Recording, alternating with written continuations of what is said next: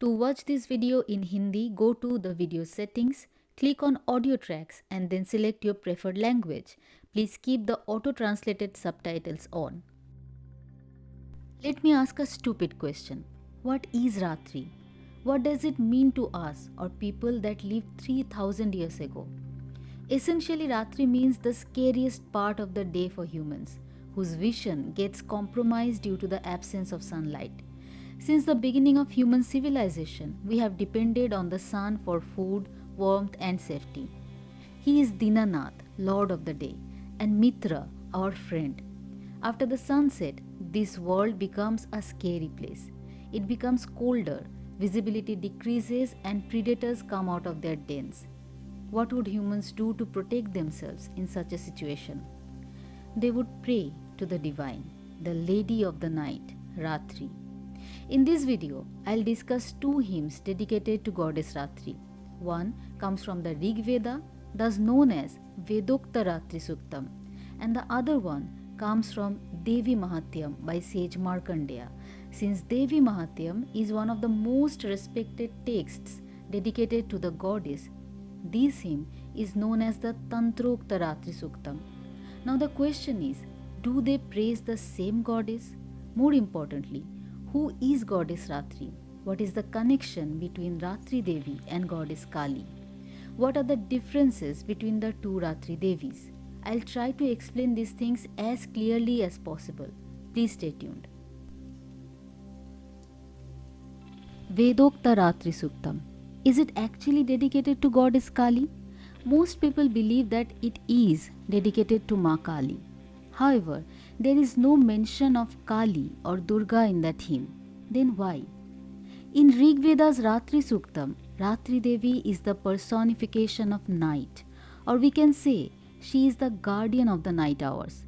She has been imagined as a protective force that safeguards humans from the dangers that reveal themselves during the darkest of hours. Initially, it feels like a simple hymn that is concerned with the physical safety only, a prayer to the goddess of night to keep the night-related dangers away. This hymn starts like this: Devi Ratri approaches our land and several other places and looks at our world. She is all-pervasive. She covers the sky. Then she illuminates the night sky with stars. It feels like Ratri Devi is seen as someone who has a soft motherly energy. She comforts humans during the scary night hours. Ratri Devi makes way for her dear sister Usha, the personification of dawn, who comes and destroys the darkness. Dawn is the most divine moment of the day. After a long and scary night, Devi Usha comes with the news of sun's arrival and illuminates 10 directions. Here we can compare Usha and Ratri with Durga and Kali. Some of Goddess Kali's names include the word Ratri. For example, Kal Ratri, Maharatri, and Moharatri. She is dark, just like Ratri Devi. On the other hand, Durga has a golden complexion, like hot and melted gold, just like the sky before sunrise. She destroys all negative forces with her 10 hands and restores peace, just like Usha, who brings light and drives away darkness. But again, I should say, neither Durga nor Kali has been clearly mentioned in Rigveda's Ratri Suktam. The next lines show that Goddess Ratri is deeply associated with a sense of safety, the kind of safety that a child feels while sleeping in mother's lap. The way birds and other animals go back to their shelters at the end of the day, we also happily return to our homes. We villagers take refuge in the laps of the merciful Ratri Devi during darkness. Not only humans, but cows, horses, and other animals, flying creatures like birds and insects, and those that are traveling, all of them sleep worry-free during these night hours. This hymn also asks the guardian of the night to extend protection from entities that are beyond our control. O Ratri Devi, during the dark hours, please protect us from sinful entities, dangerous animals, and those that are full of malefic intent. Please come to us as someone who is benevolent. These lines clearly show that Ratri Devi is a protective mother, just like goddess Kali.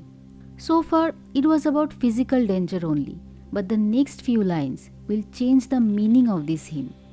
Suddenly, it turns towards our inner world. These lines are those lines that probably prepared the way for the Tantrokta Ratri Suktam, which came much later. O the guardian of night, this all-encompassing darkness caused by ignorance has reached me as well. Please remove this darkness from my life by granting me knowledge. I have won over my inner enemies by your grace. Bless me so that I can please you by chanting your praises. So she is now the one who can save us from the darkness of mind as well. This darkness originates from a lack of knowledge and inner enemies like unreasonable desires. Later we will see that the Tantrokta Ratri Suktam is mostly concerned with this inner darkness only. The source of Tantrokta Ratri Suktam is Devi Mahatmya, which is a part of Markandeya Purana. This Ratri Suktam is dedicated to goddess Chandika, Durga or Kali. The main concern here is Lord Vishnu's never-ending sleep. Lord Vishnu is in deep sleep, but he needs to wake up to slay two demons, Madhu and Kaitav. But no one is able to wake him up, as this is not a regular sleep. This sleep is caused by Mahamaya, the goddess of great illusion, who is none other than goddess Durga or Kali. So Lord Brahma praises goddess Durga so that she withdraws herself from Lord Vishnu's eyes. On a superficial level, it might seem like a mythological story, but on a deeper level, it shows the endless power of our mind. If it's in the right direction, it becomes heaven for us. However, if it starts walking the wrong path, it can create its own hell. As per this hymn, the goddess embodies all the contradictory states of our mind. She personifies both knowledge and illusion, intelligence and temptation. She also embodies qualities like modesty, memory, satisfaction, mercy, and peace. So if a person is living a righteous life, his or her mind will be filled with thoughts of satisfaction, mercy, peace, and modesty. The goddess will bless that person with knowledge and intelligence. Now, even if we don't believe in God, at least we all know that our mind is dangerously powerful.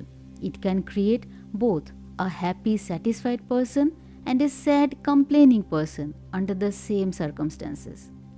Anyway, let's get back to the idea of Ratri again. In this hymn, the goddess has been referred to as Kal Ratri, Maharatri, meaning great night, and Moharatri, the night or darkness caused by moh, illusion or affection. Here the absence of light is not the problem. The absence of right kind of knowledge is. Then this hymn also refers to the goddess as both Sandhya, the personification of evening, and Savitri. So definitely we can say that the Ratri Devi of Rigveda and the Ratri Devi of Tantra are the same. According to the Tantrokta Ratri Suktam, the goddess is all-powerful. She is the essence of everything. She is Swaha, meaning the Vedic fire ritual or Homa, Swadha, meaning protection, and Vasatkara, the Vedic sacrifice. She is the notes of music and she is Omkar. But most importantly, she is within all of us.